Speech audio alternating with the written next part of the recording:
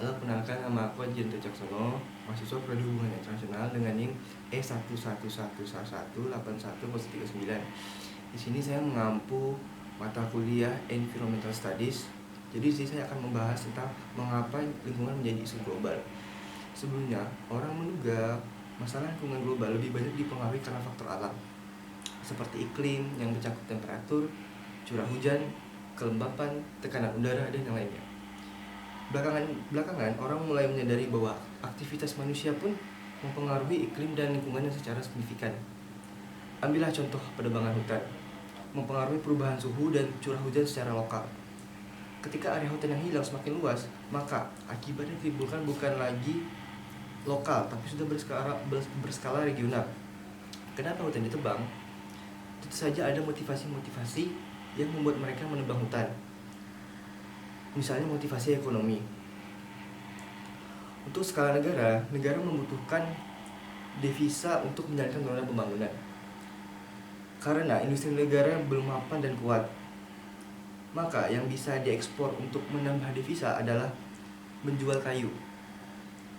Modal dan keahlian yang dibutuhkan untuk menebang pohon relatif lebih sederhana. Menjadi masalah global yang mempengaruhi lingkungan juga misalnya pertumbuhan penduduk dunia yang amat pesat. Pertumbuhan penduduk memiliki arti pertumbuhan kawasan urban dan juga kebutuhan tambahan produksi pangan. Belum lagi ada peningkatan kebutuhan energi yang terbarukan. Pada masing-masing kebutuhan ini ada implikasinya tentu pada lingkungan. Coba kita perhatikan contoh dari kebutuhan lahan urban dan lahan pertanian. Pemenuhan kebutuhan ini akan meminta konservasi lahan hutan. Semakin lama daerah resapan air pun semakin berkurang. Akibatnya terjadi krisis air tanah. Di sisi lain, di beberapa kawasan berkemiringan cukup tajam menjadi daerah rawan longsor. Karena pepohonan yang tadinya menjaga sistem kekuatan tanah semakin berkurang. Kemudian karena daerah resapan air tanah yang semakin berkurang juga, terjadilah overflow pada air permukaan. Ketika kondisi ini berresonansi dengan sistem drainase yang buruk di perkotaan, maka terjadilah banjir di mana-mana. Banjir akan membawa berbagai penderitaan. Masalah langsungnya misalnya korban jiwa dan harta tentunya. Masalah tidak langsungnya seperti mewabahnya berbagai penyakit di saat banjir, seperti malaria, demam berdarah, muntaber, dan yang lainnya. Sekarang kita beralih ke eksploitasi energi. Saat ini, Indonesia misalnya masih sangat bergantung pada sumber energi minyak bumi. Ini yang menjelaskan betapa hebohnya pemerintah dan masyarakat akibat masalah minyak. Pemerintah bingung menutupi anggaran belanja negara karena besarnya pengeluaran untuk impor minyak. Masyarakat bingung sebab kenaikan harga minyak memiliki efek berantai pada kenaikan harga-harga barang yang ada di lapangan. Yang ingin saya tekankan di sini adalah bahwa penggunaan minyak dari sisi lingkungan dan lebih spesifiknya sisi komposisi udara di atmosfer berarti peningkatan gas dan karbon dioksida. Gas ini bersama 5 jenis gas yang lainnya diketahui menjadi penyebab terjadinya efek pemanasan global atau global warming. Diperkirakan di antara tahun 1990 sampai 2100 akan terjadi kenaikan rata-rata suhu global sampai sekitar 1,4 sampai 5, derajat Celcius. Tentu ini merupakan kenaikan yang sangat signifikan. Akibatnya akan terjadi kenaikan rata-rata permukaan air laut disebabkan mencairnya gunung-gunung es di kutub. Banyak kawasan di dunia yang akan terendam air laut. Akan terjadi perubahan juga iklim global. Hujan dan banjir akan semakin meningkat.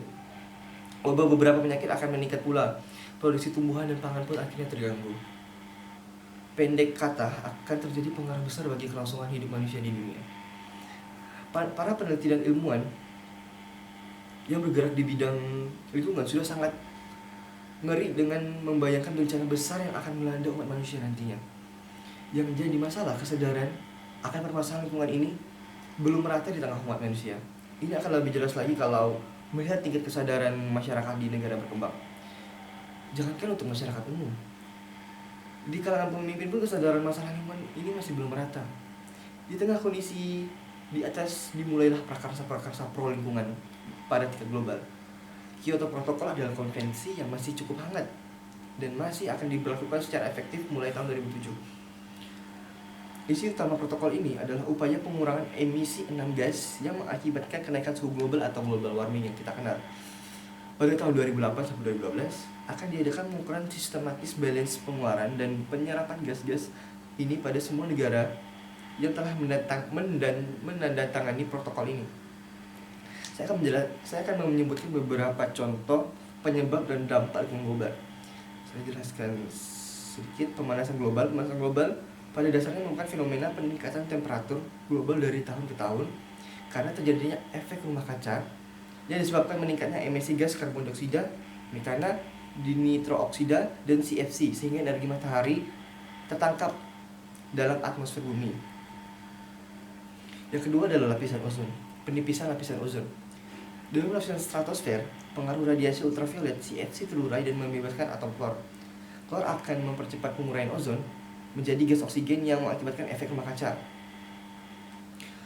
Selanjutnya adalah hujan asam.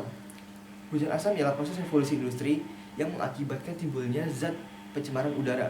Pencemaran udara tersebut bisa bereaksi air hujan dan turun menjadi senyawa asam. Pertambahan penduduk dunia yang mengikuti pertumbuhan secara eksponensial merupakan permasalahan lingkungan juga. Dampaknya ialah terjadinya pertumbuhan penduduk akan menyebabkan meningkatnya kebutuhan juga sumber daya alam dan ruang. Selanjutnya, penurunan keanekaragaman hayati. Keanekaragaman jenis spesies makhluk hidup tidak hanya mewakili jumlah atau spesies suatu wilayah, meliputi keunikan spesies, gen, serta ekosistem yang merupakan sumber daya alam yang dapat diperbaharui. Sekian dari saya, semoga penjelasan saya dapat dimengerti.